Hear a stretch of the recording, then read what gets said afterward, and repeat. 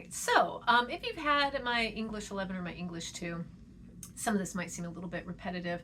But again, before we get into doing our analytical reviews, I really want you to be able to understand how we're working with the work that we are given, right? The different poems, short stories, the dramas, the films, anything we're giving, we want to know, like, how are we going to look at this critically? Okay, that's the goal here.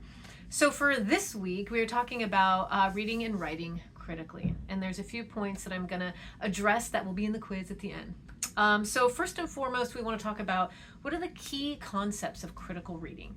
Please take a look at the lecture. It's going to give you a little bit more. I'm just kind of emphasizing what you've already read. All right, first and foremost, when we talk about key concepts of critical reading, we want to talk about active engagement. This is where we have active participation within the work that we're reading, okay? You should not be just reading just to, like, passively and just be like, doo-ba-doo, I'm just kind of reading and mindlessly not even thinking about it. But you want to engage with it by, when you're reading it, asking yourself questions, maybe making notes in a margin, making notes on your paper. You should always be in the habit of writing with your hands and taking notes when it comes to when you're reading a paper. Sometimes people, if you some of these, I have the PDFs you can download so you can highlight. Some of y'all have that capability, so that might be helpful. But you want to be making inferences, identifying key arguments or things within the work. So as you're reading, you want to kind of be able to go, oh, we just talked about that in class. Make a note of it. Something you want to address in your analytical review, or maybe even something you want to ask me. We can do that too. But as you're reading, you want to have active engagement in the work that you're reading. Be excited about it. This is some great work you're about to be working with. So I love it. I hope you love it. Okay, so when you're working actively with your work, you're also going to be thinking about where can you get sources that are going to be adequate. Okay, so that's evaluation of our sources, right? When we're getting our sources, I'm like, look, I need you to go to Butte College's database and get some information first. So that way, you know that is a pretty reliable source. If you go beyond that, if you're Googling, I would suggest Google Scholar, at best. But also make sure that what you're pulling from is reputable, right? Not something where, is Auntie Flo over here talking about something on her blog, but she doesn't really have any kind of credentials or true experience to have that conversation, especially when it comes to historical or cultural context. I really want you to make sure you're mindful of the sources that you're getting. Evaluate them. Make sure you understand the credibility of the author. Make sure that you're considering is the evidence that they're supplying relevant? Like, what's their source? Is this really, like, true? There's a lot of stuff out there. So anyway, you want to make sure there's a logical consistency with the information that they give you. Okay. Contextualization, all right? A good critical readers will place text in context, okay? You're going to consider the historical, the cultural, the social influence when it comes to your work, like the context in which it was written, especially as we get further along in diversity and culture when it comes to literary works, okay? Also think about, how the historical, the cultural, and societal have influenced these authors and their works, and maybe why they were published and why they weren't published initially, things like that. We'll talk about that in a couple more weeks, okay? And then synthesis. I have a problem with my S's. Beyond reading and understanding a single text, critical reading encourages synthesizing information across multiple texts, where I want you to recognize where there are connections with the book itself and the information that you're getting. Again, historical, cultural, societal influences.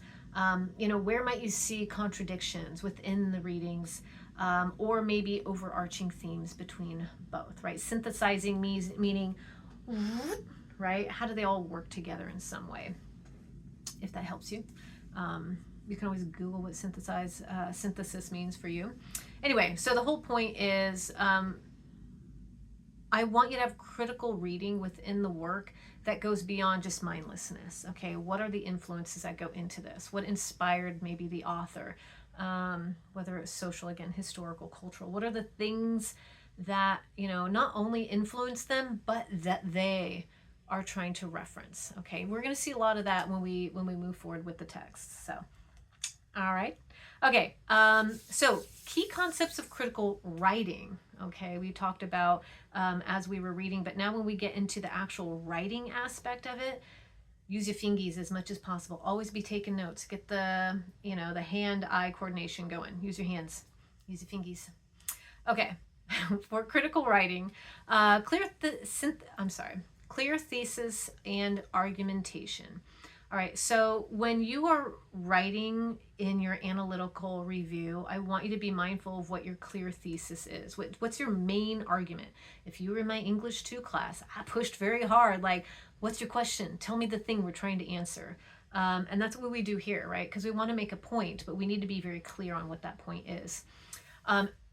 You'll also notice if you're in any of my other classes, when I'm going through that final draft, I'm like, hey, what new paragraph? You got like too many thoughts going through paragraph. So each paragraph or section, wherever you're at, should build on that thesis and on maybe a logical structure in a manner. This is why I say outline, outline, outline, because that way you have everything in a certain order, like you had intentions behind where you were going with each point. That's what we're looking for. Okay. Again, evidence and support. You always want to make sure that if you're going to say something, you need to be able to back it up.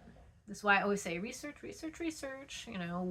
Where's your source? You probably, if ever, again, in any of my other classes, I'm like, where's your source? Tell me your source. Where's your information? Because I want you to be able to say, this supports my point. This is where the historical context come from. This is the cultural. This is what they were going through. Like any kind of information to back up your point, I need to see that. You're going to see that I'm going to push for that. Okay.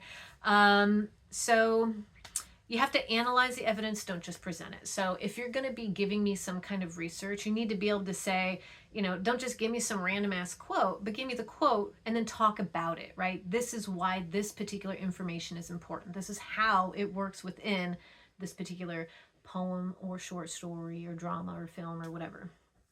All right. Let's see here. Make sure when you're using that, you're supporting your main point, your main thesis, the main question you were trying to answer. Okay, that's what we're doing with this research, because we want to back up our points with, it's one thing to have experience, it's another thing to have the research that tells us. Okay. All right, counter arguments. You won't really have too many counter arguments within your paper, but if you need to use them, that helps also to make your point. It's always good to have both sides. I love having both sides of an argument where this can point out why, even Stevens. A blank hallmark of critical writing is the inclusion of counter arguments and alternative perspectives. The important part about counter arguments is to make sure that you're showing us that you understand the material and how it applies, and also how there might be another point of view within that context. I know that might be a little heavy, but you'll get it as we move forward and as we have more conversations about the materials. All right. And then clarity and precision. I think you can, already guess that our point in this class is to literally say what we mean to say. I don't need a bunch of fluffy BS. This is why I get really upset when people use AI, because AI says a lot of shit, but it doesn't say anything at all, right? It's a whole bunch of fluff. I hate it. It's garbage. I get nothing out of it. I get angry when I read AI text. Don't use AI. Just use your own dang thoughts, okay? And the reason why I say that is because I want you to avoid ambiguity. I don't want you to just be like, oh, I don't know, maybe this, maybe that. No. Say the thing, back it up with your points, done. That way you never have to go, well, I don't know, I think. You either know it or you don't. All right? Some of you might argue me on that one, but I remember in my time in school, I had one of my science professors sit me down. I was like, you either know the answer or you don't. I don't know means I don't know. So you don't know the answer. So you either know it or you don't. Okay? Or I think, that's what it was. I would say, I think. And he's like, no, you either know it or you don't. Sorry, I got to clarify that. So if you're in your paper and you're like, well, I think blah, blah. You either know it or you don't know it. Meaning you know it because you used research to back up your point. It'll be rare that you say, I don't know. Or I think. Don't use those words because you know. Okay. All right. The art of writing. All right. This is pretty much the beautiful part about understanding the art of writing helps us when we get to the point when we're into the literature where you're like, whoa, they did some great moves, man. Like, that's the point. When we talk about the art of writing, the things that we cover are voice and style, storytelling and narrative, imagery and language. I love it. And then structure and form. Oh, my heart sings. I get super stoked, especially when we get into poetry. You're going to see. And you're going to go, oh, whoa, man, I never thought about that. This is like the epitome and the gold, this little gold nugget right here is the art of writing. So voice and style, and you're going to start to maybe see what yours is. And you'll see definitely with other writers what their voice and style looks like. But everyone has a kind of a unique voice, and you'll see it in, as we start reading different pieces. You're like, oh, I see that. I see what they're saying.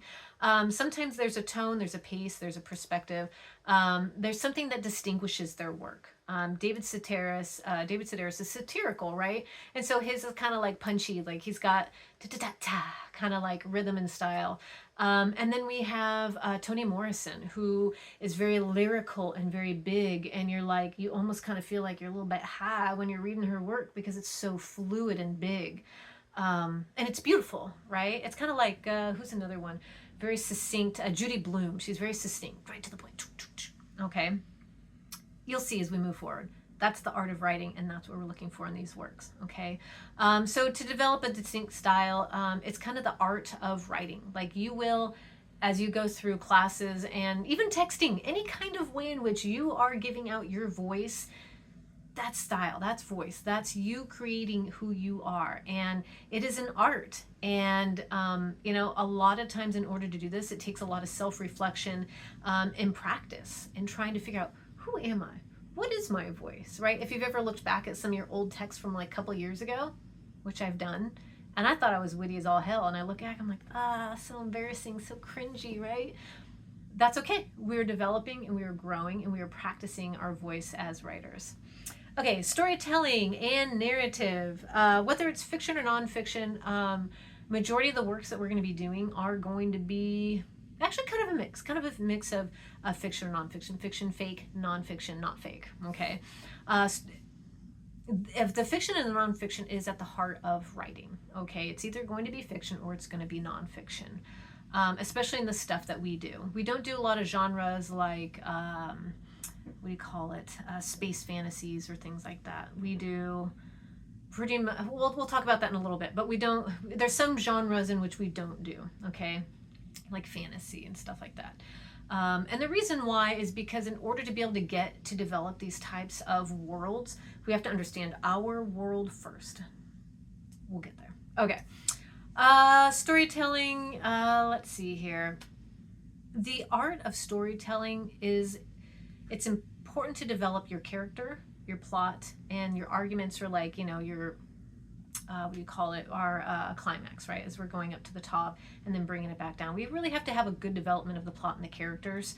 That is a part of an art of writing. When we start getting into short stories and dramas and the novel, we'll really kind of understand like why developing these are so important, especially in short story where it's like really hard, or even hell, a poem, to develop a character in a poem. That's like, it's art, y'all. It is art. And that's when imagery and language come into the story. Imagery we will talk about, especially in poetry. It's so delicious. It's my favorite because there is so much you can do with so little. And that's just like the William Carlos Williams, the Red Wagon. The Red Wheelbarrow. I always do that one wrong. The Red Wheelbarrow. So much is said in such a little space. So imagery and language, the whole idea is, can I taste it? Can I feel it? Can I touch it? What's the sensory that it brings to your mouth, to your eyes, to your body? That is the goal of what we look for in the art of writing. And again, we'll get to that as we move into the actual sections of like poetry and short story. All right, and then structure and form. Again, when we talk about it within poetry, there's some art that you can do with that. I don't know why I don't do more of some of the more elaborate creative books that I have about structure and form. Majority of the time, it's important that we have a certain level of structure so that way the readers aren't so thrown off that they're like, what am I even reading? But sometimes you can elevate that with a clear structure, but also kind of like take us into a different journey, whether it's you're writing a novel. Within that novel you have small pieces of something that, you know, create another thing, whether it's like you're writing a novel but you have journal entries or something like along those lines, right? So the structure definitely matters. But anyway, same thing with form, especially when it comes to poems. It's important that we're being mindful of that structure, of that form. Like, what's our goal with what we're doing, with what we're writing? Okay, anyway. Again, we talk about that, whether it's an argument in an essay or the rhythm of a poem, it all matters, okay? The form that you choose or that the author will choose either enhances or can detract from what the goal of the story is. And we'll talk about that in poetry. If you've ever been in my English 6th class, sometimes students will do something fun with the, with the structure of what the poem looks like, try and put it into a heart. The problem is it pulls away from the whole goal of the poem. The poem isn't the structure, the poem is what's said inside. So, anywho, that is the art of writing, and we're going to talk a little bit about that later. But aside from that, let's go on to the next part, which is the writing process. Okay. My English 2 students, for some reason, whenever I hit this part, the writing process, everyone like implodes on themselves. And maybe I just make it too big for students. I don't know. I say everyone, that's not the case. But I think as humans, oftentimes when we have to sit down, especially in this day and age, when we have to sit down and think, oh, I do the same thing. I'm just like, oh, I'd rather scrub the tub, which I just did because I didn't want to do the work I have to do. So anyway, our goal here when we talk about the writing process is take it piecemeal, be kind to yourself, and go in a flow, okay? And so the flow goes pre-writing. Pre-writing is going to be our outlines. It's going to be our, our brain storming. I forgot what that word was, that we just talked about, right? The brainstorming, the outline, all these things that kind of get those juices flowing. That's our pre-writing. We're just going to pre-write some stuff. We're just going to set it right there. All right. And now we're going to draft. So we've got this. We're like, what do we do with it? We kind of pull it out and you evolve it. You add meat to your outline. You kind of fill in the blanks and you expand on those ideas. And then you start writing this paper. It starts to get big, big. And then you have this rough draft. And once you have that rough draft, ta-da, you go into revising. Okay, revising sometimes could be peers or reviewing your work. Maybe you have someone like me come through and review it. You're revising it. It's not just fixing grammar. Revision is not fixing grammar. Revision is revisioning. We are looking at this in a whole different way. That's what revisioning is, okay? Revising, but I say revisioning. All right, so you take it and now you're like, all right, I'm going to do some new stuff with this. And you revamp it, all right? And then once you've revised it, that's when you do the editing. That's when you do the Grammarly and the spell check and all that stuff. Because you've revisioned your ideas and you think you're pretty much set.